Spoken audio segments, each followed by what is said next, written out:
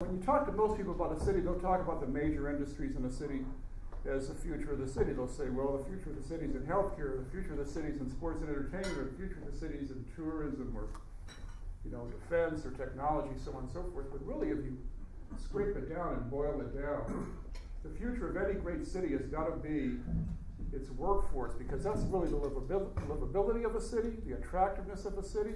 It's about the civic life of a city, the vitality of a city. We need an educated workforce and an educated community to make our public realm, which is really what our city is, successful and vibrant the way we want it to be. And that requires change. It requires concerted, directed, focused change on a long-term plan, but with implementation attached to that plan, because we all know what happens to a plan without implementation. The old Japanese proverb, right? A dream without implementation is a daydream. A lot of implementation without a dream and a vision is a nightmare. So you need a strategy and implementation. And I think that this chancellor has brought that to our city. When I first got here 3 years ago, and next month I will be completing my 3rd year on the job. And it's interesting because for me, it seems like such a short period. I can't even believe it's been 3 years already. Not everybody shares that opinion. Some people who don't like me so much are saying, oh my gosh, has it only been 3 years? It seems like it's been 13 years that she's been here. But for me, it really does seem like I just got here yesterday. And when we look at how much work we still have yet to do, that perspective is definitely in play. But I spend a whole lot of time meeting with adults who have lots of different opinions about what I should be doing and how I should be doing it. But I get my best perspective from children. So 3 years ago when I first got here, I visited a school, Sousa Middle School, in Ward 7, east of the river. And it was a school that, by any account, was in absolute turmoil. And when you walked through the hallways at Sousa, it was utter chaos. So you had kids who were running the hallways. You had a facility where there's sewage going up and down through the sinks. You had kids who were fighting, who were disrespecting teachers. It was the exact opposite of the kind of environment that you think would be a positive one for students to learn in. And after that first year, I brought in a new principal into the school, recruited him from Prince George's County. He actually was born and raised here in DC, went to DC public schools, and really was invested in trying to turn around a failing school here. And I through the first year heard some really positive things about what was going on at the school, but when I saw the results after that first year that he had taken over, they were really astounding. They saw 17 and 25 percentage point gains in reading and math separately over 1 year period, which it really is almost unheard of. And I looked at these and thought, this is really almost unbelievable. And so I decided that I was going to go out to the school just to see what was happening.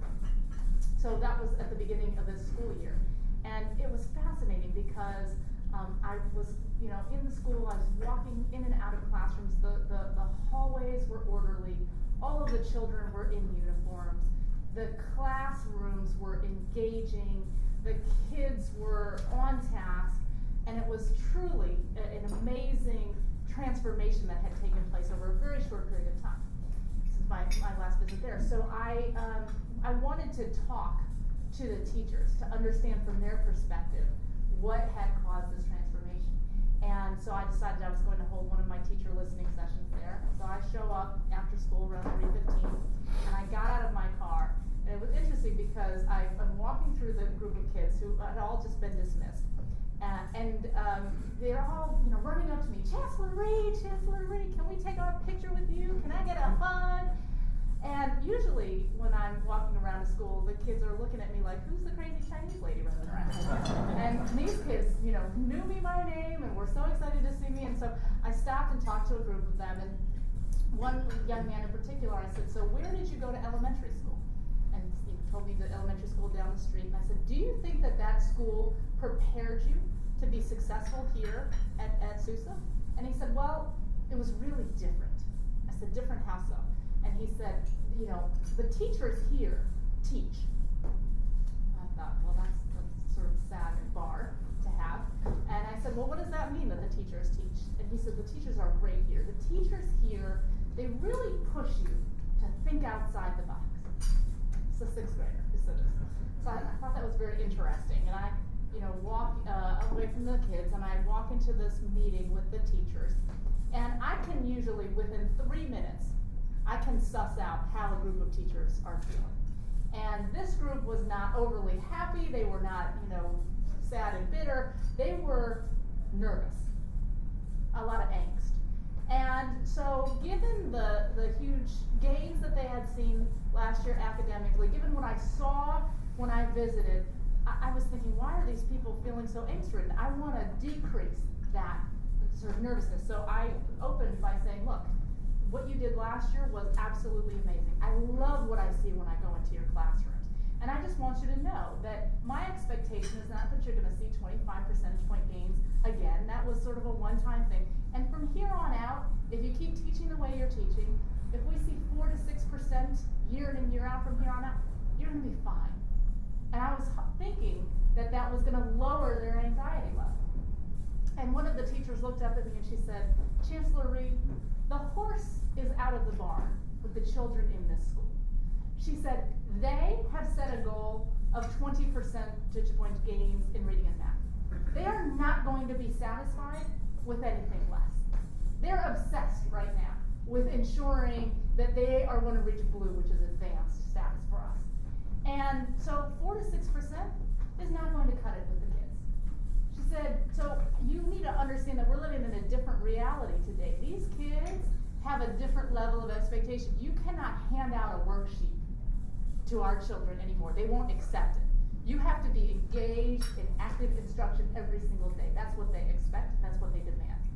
So what was fascinating and thrilling to me was the fact that these people were not scared of me. They were trying to live up to the expectations of the children, who now that they had been in this kind of environment that was structured, that was focused, that was disciplined, where they saw themselves growing towards the expectation, that they were the ones who were driving the change. And that's exactly what we want to see across the district. Probably the most unique thing about our teacher evaluation tool is that for teachers who are in the tested grades and subject areas, 50% of their evaluation is based on their student growth academically. It's interesting because I went and met with a group of CEOs at a Wall Street Journal conference not too long ago, and they asked me, well, what are some of the most important reforms that you've put in place? And so I talked about this new evaluation system and 50%, and the CEOs were saying to me, well, why is it only 50%? I mean, isn't that a teacher's job, is to move student achievement levels? Why isn't it 80 or 90%? And I was saying, wait a second, hold on. Right now we are at 0%.